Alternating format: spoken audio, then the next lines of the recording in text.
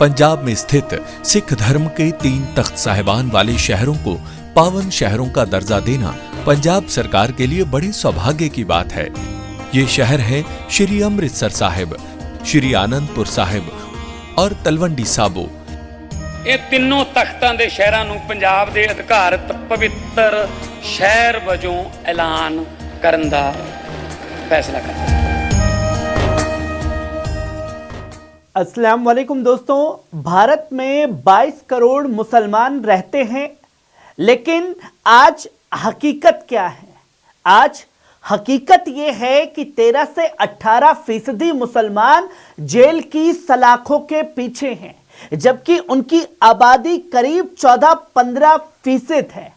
और कुछ रिपोर्टर्स के मुताबिक डिटेन कैटेगरी में 30% तक मुसलमान जेलों की सलाखों के पीछे बंद हैं, जिनकी कोई सुनवाई नहीं है। यानी जेलें मुसलमानों से भरी जा रही हैं और अदालतें तारीख पर तारीख, तारीख पर तारीख, तारीख पर तारीख दे रही है। और आज अमेरिका से ही यह बड़ा सवाल उठा है, जिसमें मोदी सरकार की नींव हिली है। दोस्तों, ममदानी की चिट्ठी के बाद अब 8 अमेरिकी सांसद उमर खालिद के समर्थन में खुलकर सामने आ गए हैं।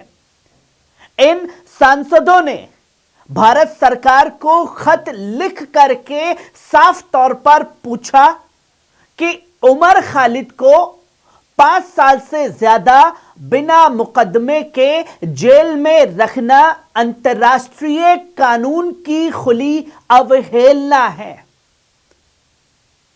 इस मांग की अगुवाई में जो सांसद हैं वो है जिम मॉर्गन।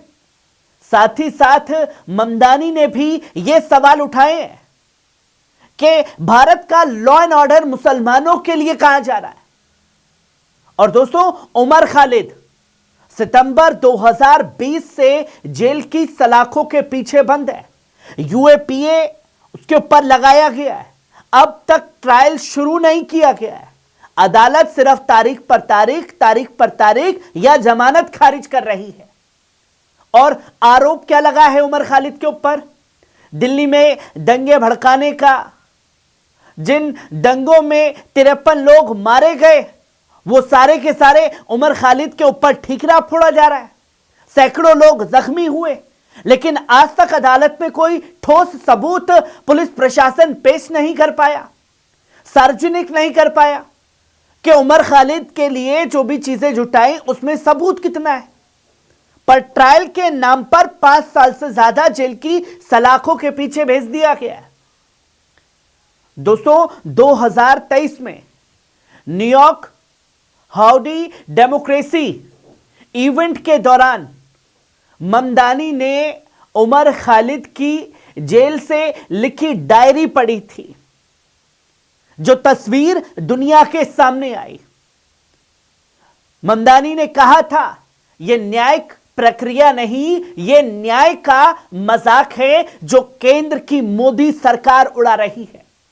आज वही ममदानी मेयर बन चुके हैं और फिर उमर खालिद के लिए खड़े हुए हैं अपनी आवाज बुलंद करने के लिए। जहां मोदी सरकार को यह लगता है कि देश में जो कुछ भी हो रहा है, जो कुछ भी वो कर रही है, किसी को कुछ पता नहीं चलेगा, क्योंकि यहां तो लोग बुरा मत देखो, बुरा मत सुनो, बुरा मत बोलो वाली रणनीति पर है।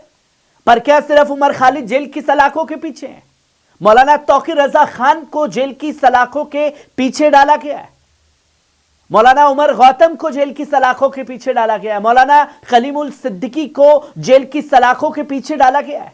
ये सब नाम नहीं, एक कहानी कहते हैं। बिना सजा के, बिना ट्रायल के सालों साल जेल की सलाखों के पीछे सड़ा दिया गया। एविडेंस के नाम पर कुछ नहीं, पर तस्वीरें दुनिया के सामने कि एक तरफा माहौल बनाओ और ये बताने की कोशिश करो। दोस्तों, आज ममदानी ने मोदी सरकार का काला चिट्ठा दुनिया के सामने खोल दिया है, जिसे सरकार देखना नहीं चाहती, जिसे सरकार बोलना नहीं चाहती। जिस देश में मुसलमानों को देशद्रोही कहा जाता हो, सवाल पूछने पर यूएपीए लगा दिया जाता हूं और इंसाफ को धर्म से तौला जाता हूं। ये तमाम चीजें न्यूयॉर्क के नए मेयर बने ममदानी बोल रहे हैं। उस देश की पोल आज न्यूयॉर्क से खुली है। क्या तस्वीरें बन रही हैं? क्या इमेज भारत की बन रही है और क्या इमेज भारत सरकार की बन रही है? यह दुनिया के सामने बखूबी है। दोस्तों, ममदानी इसलिए खतरनाक है क्योंकि वो एक मुस्लिम है और वो मौजूदा मेयर हैं और वो चुप किसी मुद्दे पर नहीं है। कुरान पर हाथ रख करके शपथ ले रहे हैं। शायद दुनिया के इतिहास में पहली बार किसी नेता ने ऐसा कदम उठाया। हमारा पतियों के लिए नहीं, अवाम के लिए हुकूमत चलाएंगे, हम गरीबों के नेता बनेंगे।